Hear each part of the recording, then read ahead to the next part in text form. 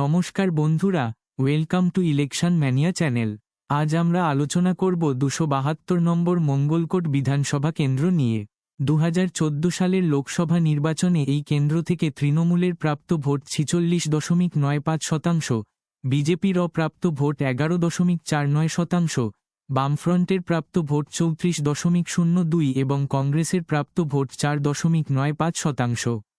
এই কেন্দ্র থেকে তৃণমূলের অনুপম হাজরা বামফ্রন্টের রামচন্দ্র ডোমের থেকে 24,054 ভোটে এগিয়েছিলেন। 2016 সালের বিধানসভা নির্বাচনে এই কেন্দ্র থেকে তৃণমূলের প্রাপ্ত ভোট 45.87%, বিজেপির প্রাপ্ত ভোট 10.61%, বামফ্রন্ট ও কংগ্রেসের মিলিত প্রাপ্ত ভোট 39.81%। এই কেন্দ্র থেকে তৃণমূলের সিদ্দিকুল্লা চৌধুরী বামফ্রন্টের শাহজাহান চৌধুরীকে 11,874 ভোটে পরাজিত করেন। 2019 সালের লোকসভা নির্বাচনে এই কেন্দ্র থেকে তৃণমূলের প্রাপ্ত ভোট 51.17%, বিজেপির প্রাপ্ত ভোট 36.98%, বামফ্রন্টের প্রাপ্ত ভোট 6.41% এবং কংগ্রেসের প্রাপ্ত ভোট 2.1%। এই কেন্দ্র থেকে তৃণমূলের অসিত কুমার মাল বিজেপির রামপ্রসাদ দাসের থেকে 29,227 ভোটে এগিয়েছিলেন। 2021 সালের বিধানসভা নির্বাচনে এই কেন্দ্র থেকে তৃণমূলের প্রাপ্ত ভোট 49.51%, বিজেপির প্রাপ্ত ভোট 39.23% এবং বামফ্রন্ট ও কংগ্রেসের মিলিত প্রাপ্ত ভোট 7.72%। এই কেন্দ্র থেকে তৃণমূলের অপূর্ব চৌধুরী বিজেপির রানা প্রতাপ গোস্বামীকে 22,327 ভোটে পরাজিত করেন।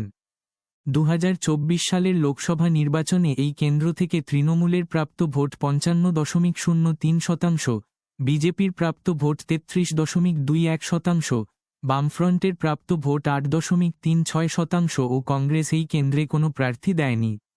এই কেন্দ্র থেকে তৃণমূলের অসিত কুমার মাল বিজেপির পিয়া সাহায়ের থেকে 46,507 ভোটে এগিয়েছিলেন।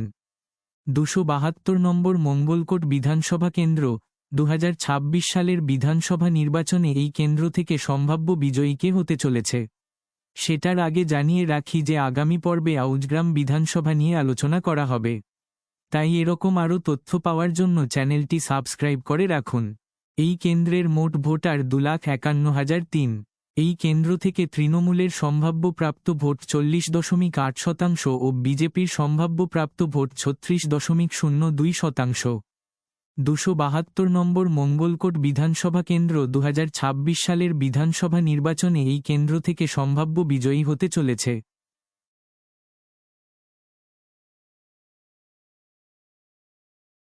এখন পর্যন্ত আলোচিত 97টি কেন্দ্রের ফলাফল।